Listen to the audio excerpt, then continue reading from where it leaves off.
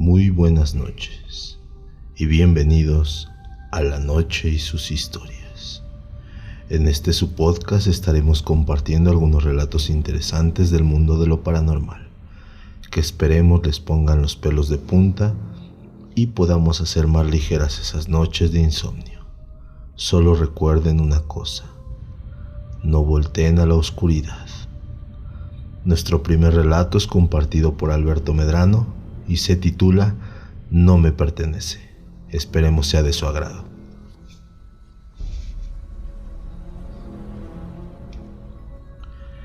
Era un día cálido. El sol del verano estaba en su máximo esplendor y yo no podía rechazar la invitación de unos amigos a realizar un tour por uno de esos pueblos mágicos para agarrar valor y finalizarlo con un salto en paracaídas. Para ese entonces estaba cursando mi último semestre en la facultad y sabía que esos serían mis últimos momentos de diversión con mis amigos antes de entrar de lleno a la vida adulta, por lo que sin dudarlo invité a mi novia y ella sin más aceptó.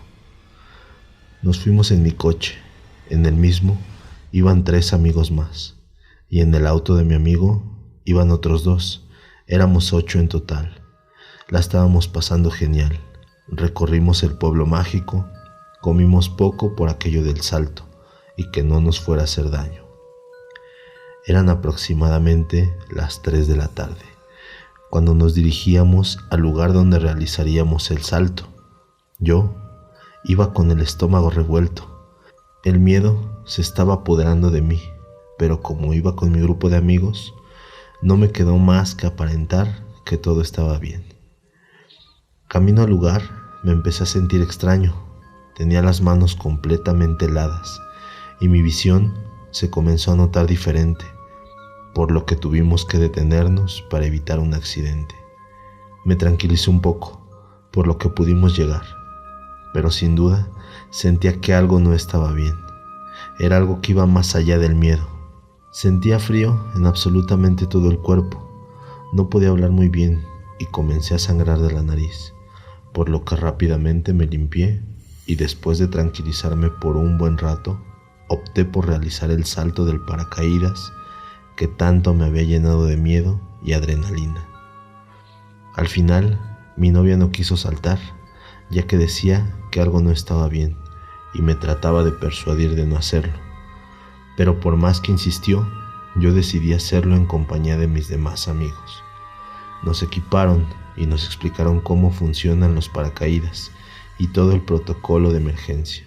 Yo no dejaba de temblar y sudar, por lo cual el personal de la empresa de salto me preguntó que si estaba completamente seguro, a lo que yo dije que sí.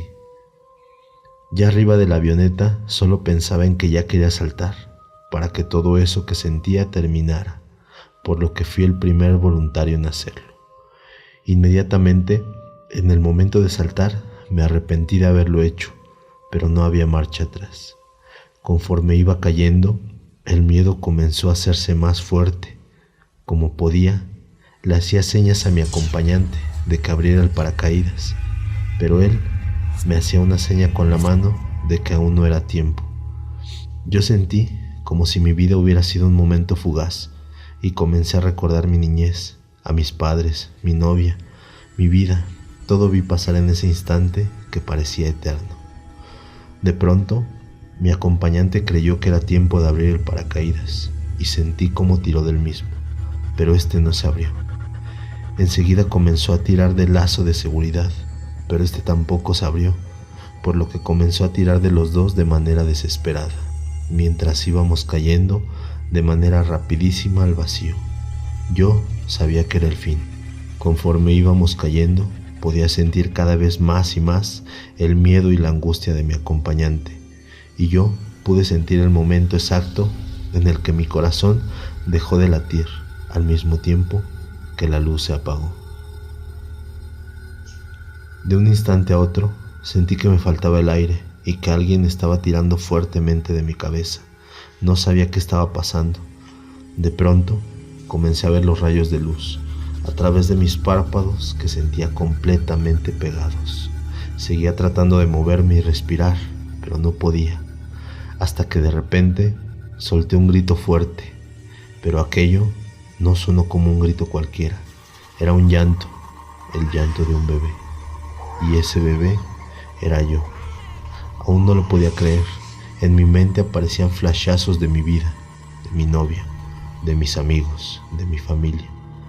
La mayoría del tiempo trataba de resolver el cómo volver, el cómo salir de este cuerpo y esta vida a la cual estaba preso, pero no podía hacer gran cosa desde aquí. Pasan los días y poco a poco se desvanece el recuerdo de aquella vida perfecta que solía tener. Solo en ocasiones, mientras duermo, me despierto llorando, anhelando regresar a mi cuerpo normal y dejar de estar más en este cuerpo que no me pertenece.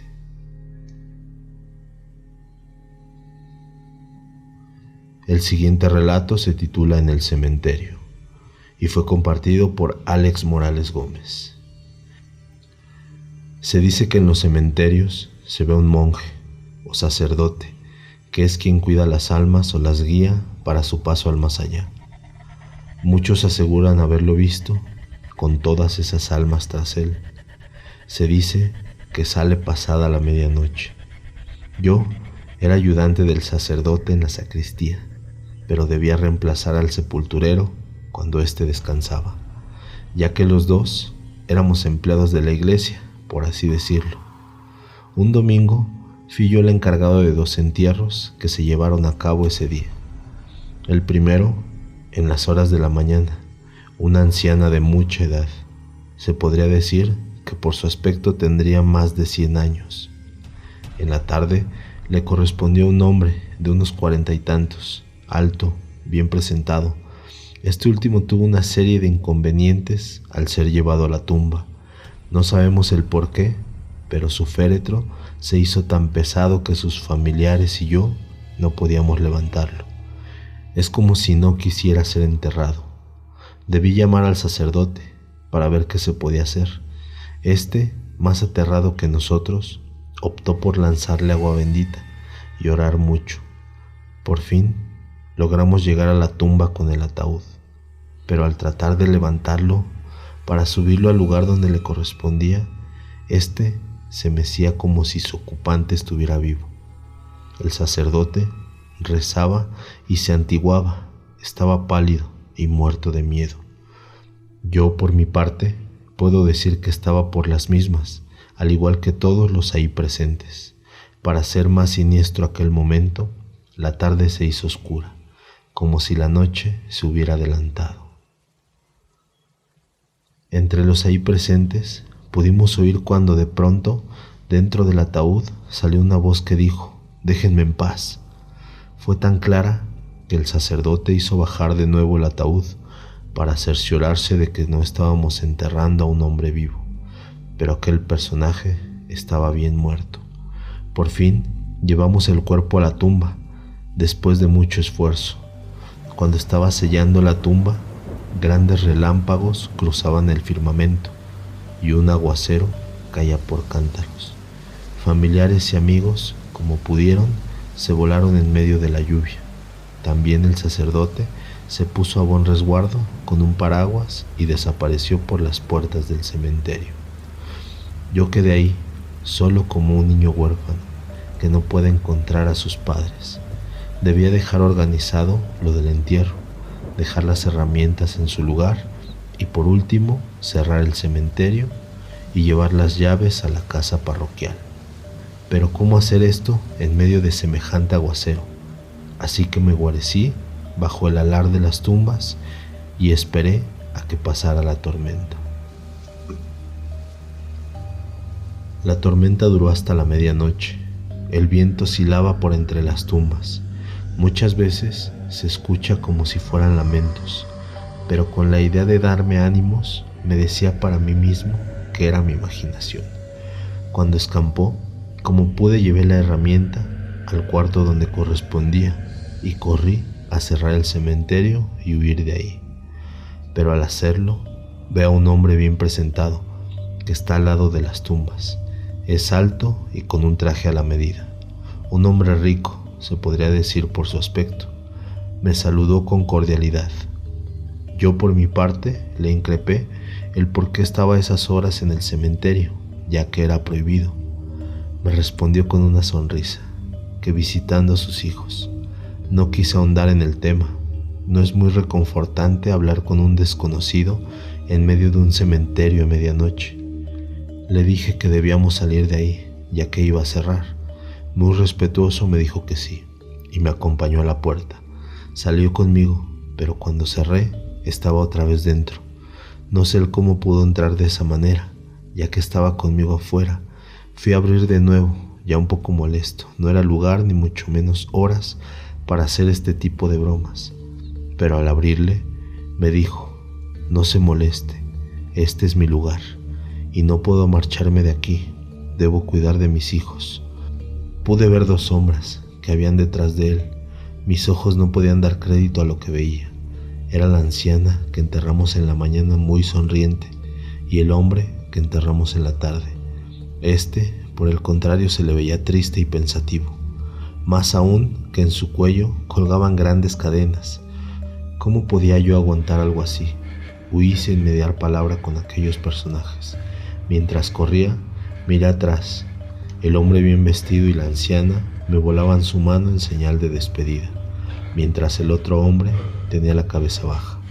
No conté nada de esta historia, me calificarían de loco. Solo ahora que me atrevo a contárselo a mi amigo y espero deje mi nombre en el anonimato.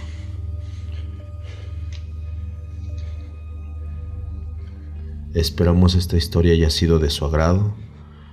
La siguiente historia se titula Hotel Embrujado La Posada del Sol y lo comparte Alice Indomable. Esperemos que sea de su agrado. En la Ciudad de México hay un desolado rincón donde parece que el acelerado ritmo de la capital no atraviesa sus muros y el tiempo se ha congelado en el pasado, junto a aquellas personas que lamentablemente murieron en el hotel abandonado llamado La Posada del Sol. Esta joya arquitectónica, ubicada en la colonia Doctores, está repleta de espeluznantes leyendas y rumores que harían pensar dos veces a cualquiera que quisiera entrar por aquellas viejas puertas. La primera leyenda es sobre los fines para lo que fue construido este edificio, pues se dice que fue para realizar rituales satánicos, porque el arquitecto y dueño del lugar era un aficionado de las ciencias ocultas. Además, que la extravagante decoración habla por sí misma, pues en la capilla hay dos pentagramas, uno bajo la cruz y otro junto a la Virgen, entre otros detalles curiosos, por así decirlo.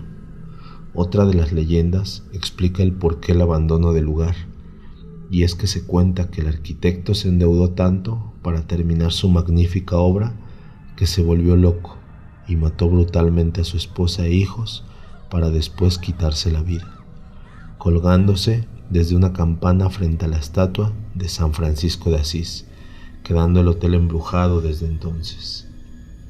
Pasando las décadas, por algunos años, un instituto fue instalado en el emblemático edificio, y aunque los trabajadores sabían que no estaban solos, debido a la alta actividad paranormal, nunca creyeron que lamentarían haber invadido este antiguo lugar, hasta que pasó la siguiente tragedia. Había una guardería para los hijos de los empleados, y un mal día una niña salió a escondidas para jugar, y se perdió en el colosal ex-hotel.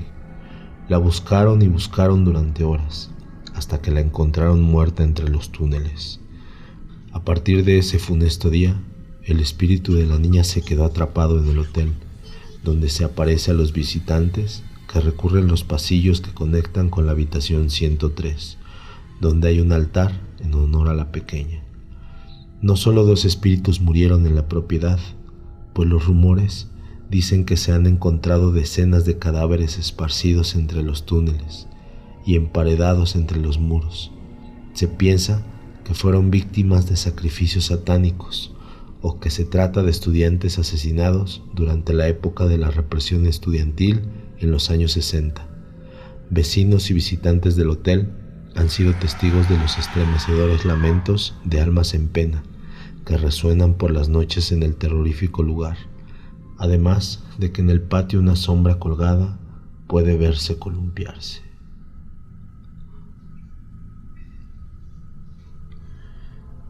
El siguiente relato nos lo envía García Abraham y se titula Mito o leyenda. Esperemos que también sea de su agrado. Cerca del centro histórico de la Ciudad de México existe un pequeño y reconocido restaurante llamado La Fonda de Sarita. Se dice que los platillos son tan deliciosos que la gente hace largas filas para comer en este lugar. La leyenda cuenta que el éxito de esta fonda tiene que ver con algo paranormal. La escalofriante historia comienza hace varios años, cuando Sarita, motivada por realizar sus sueños, decidió rentar un humilde local para poner su pequeño restaurante. Ella era madre soltera y estaba a cargo de sus 3 hijos. El local era muy antiguo y estaba muy descuidado. Sarita tenía que realizarle muchas mejoras al lugar para que éste luciera mejor, así que decidió contratar a un albañil para que le ayudara a hacer el trabajo más pesado.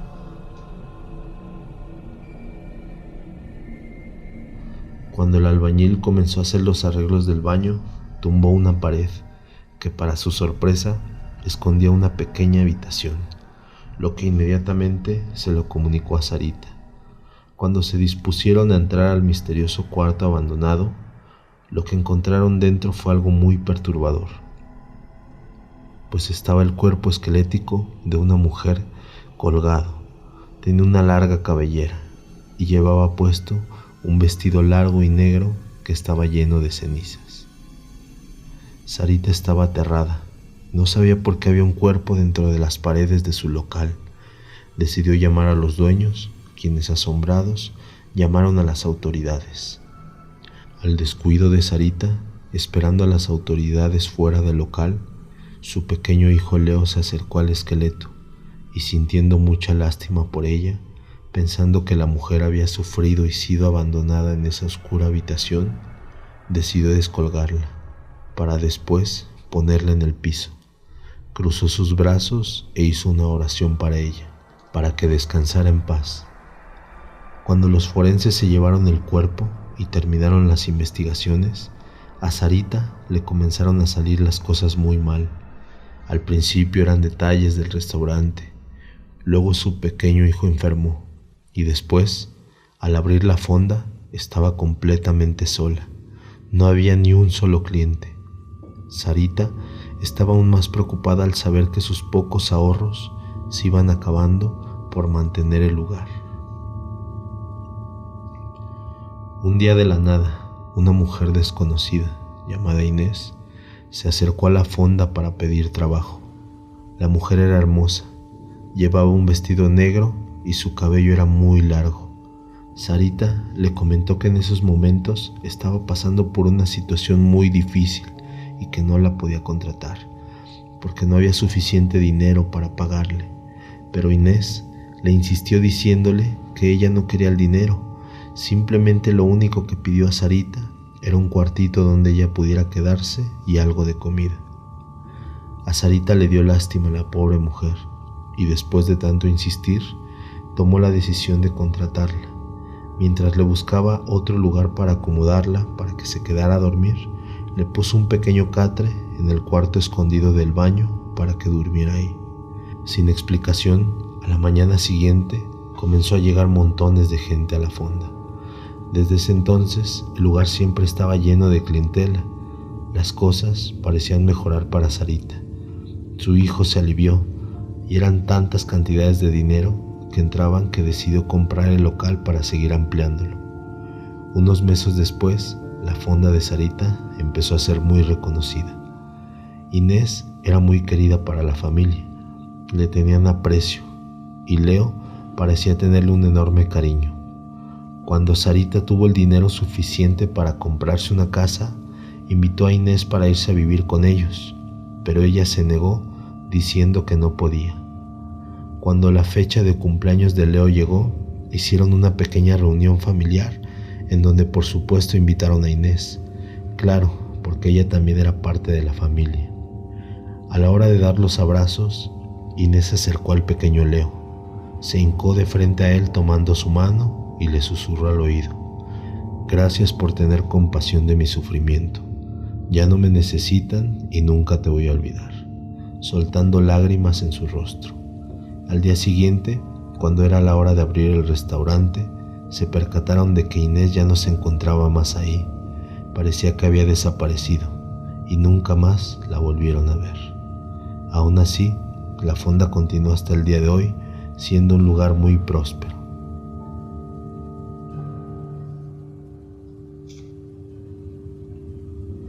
El siguiente relato nos lo comparte Alex Romero II y esperemos sea de su agrado.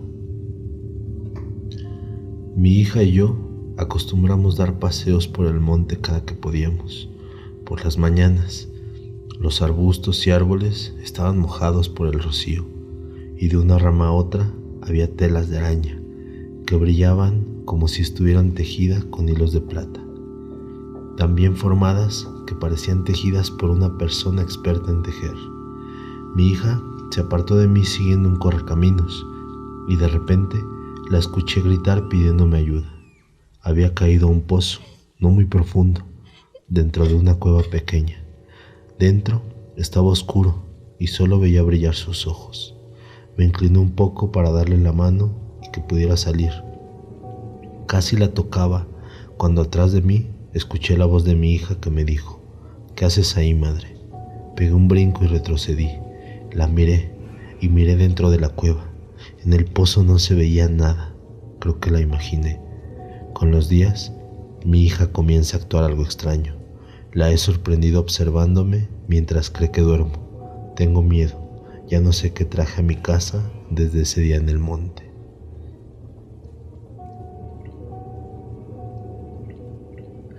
Recuerden que si les gustó el contenido pueden suscribirse al canal, darle like o dejar algún comentario sobre qué temas les gustaría que tratemos en su podcast. Nos pueden seguir en nuestras redes sociales como La Noche y sus historias, o si desean compartir alguna narración, una anécdota o algo relacionado con lo sobrenatural, pueden escribirnos a lanocheysushistorias@gmail.com. Esperemos hayan disfrutado este episodio. Muy buenas noches y solo recuerden una cosa: no miren a la oscuridad.